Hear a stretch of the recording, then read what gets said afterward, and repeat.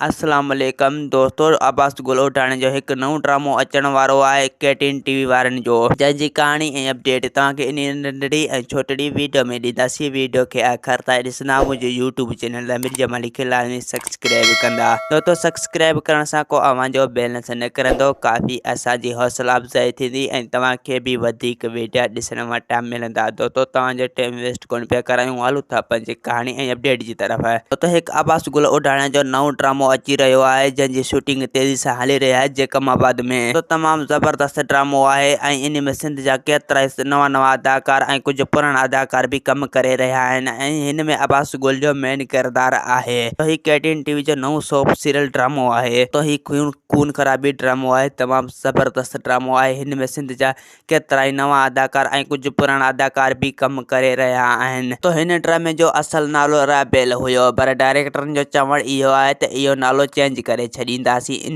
ड्रामे जो दोस्तों ही खून खराबी ड्रामो आहे ऐं नालो भी अहिड़ो रखंदा, ज़बरदस्त नालो रखंदा, उन जे करे नालो चेंज कयो पियो वञे। तो उन्हनि जे मथां हाली का भी एतबार न आहे या चेंज कंदा या नालो या न, जो उन्हनि मथां का भी भरोसो नथो रखिजे। तो उन जे करे कहाणी जगह पेश कयोसीं। डायरेक्टरनि वारनि झलियो हो त ही कहाणी कॾहिं भी तव्हां न ॿुधाइजो, यानी ड्रामे जो नालो कॾहिं भी तव्हां न ॿुधाइजो। बहरहाल दोस्त इंतज़ार करे रहिया, उन जे करे असां दोस्तनि खे ड्रामे जो नालो ॿुधाए छॾियो। तो हिन ड्रामे जो नालो राबेल हो, यानी उन्हनि जो चवण आहे त इहो नालो चेंज करे छॾींदासीं। ही अब्बास गुलोटाणी जो नालो ड्रामो आहे, इन जो नालो आहे राबेल। तो इंशाल्लाह इन जी जॾहिं भी नालो चेंज कयो वेंदो त असां तव्हांखे ज़रूरु ॿुधाईंदासीं उन वरी नओं नाले जो अपडेट, यानी नओं नाले जो कहाणी तव्हांखे ॿुधाईंदासीं। तो नओं नालो कॾहिं भी लिखंदो कोन, इंशाल्लाह तव्हांजे साम्हूं ज़रूरु बीहंदो नालो। इन नाले जी तव्हांखे हाणे जल्द खां जल्द ख़बर पइजी वेंदी। हिन जो असल नालो जेको आहे राबेल आहे, इन जो नओं नालो हाणे चेंज कयो वेंदो।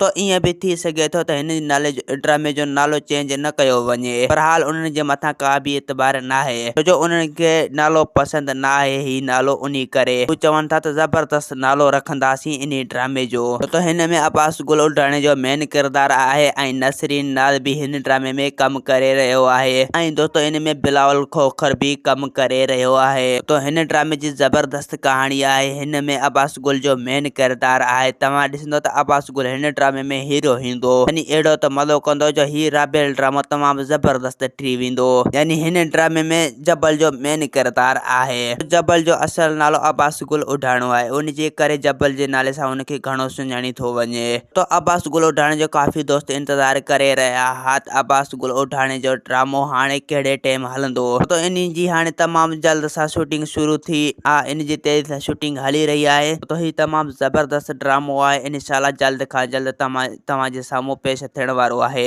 इन जी शूटिंग हाणे शुरू थी आहे जैकबाबाद में। तो ही केटीन टीवी वारनि जो नओं सोप सीरियल ड्रामो आहे। इंशाल्लाह ही जॾहिं भी ईंदो त केटीन टीवी खे धूम मचाए छॾींदो। तो उन्हनि जी कोशिश इहा लॻी पई आहे त हिन जी पहिरीं एपिसोड जनवरी में हलायूं। तो थी सघे थो त जनवरी में हिन ड्रामे खे हलाइनि। ही ड्रामे असांजे अंदाज़े सां छंछर ऐं आर्तवार जे ॾींहुं हलंदो केटीन टीवी ते, जो केटीन टीवी ते 2:30 जिला ड्रामो हलंदो। उन करे पोइ इन खे 2 ॾींहं मोहलत ॾिनो वेंदो, इन करे यानी हिन खे 2 ॾींहं हलायो वेंदो। तो तव्हांजो हाणे इंतज़ार जूं घड़ियूं ख़त्म थी चुकियूं आहिनि। अब्बास गुलोटाणी जो ड्रामो हाणे जल्द खां जल्द भेरनि जे अॻियां पेश थियण वारो आहे। तो ही अब्बास गुल इन में मेन किरदार आहे। अब्बास गुल जो तमामु ज़बरदस्त कहाणी आहे ऐं इन खे तमामु ज़बरदस्त एक्टर आहे, यानी हिन खे कम भी भली मिली चुको आहे हिन ड्रामे में। हिन ड्रामे में अब्बास गुलोटाणी हीरो हूंदो। तव्हां ॾिसंदो त तमामु ज़बरदस्त ड्रामो मज़ो कंदो। दोस्तों असांखे ॾींदा इजाज़त, वरी तव्हां सां मिलंदासीं के नई वीडियो में। जेसीं ताईं पंहिंजो ख्यालु रखंदा। ख़ुदा हाफ़िज़।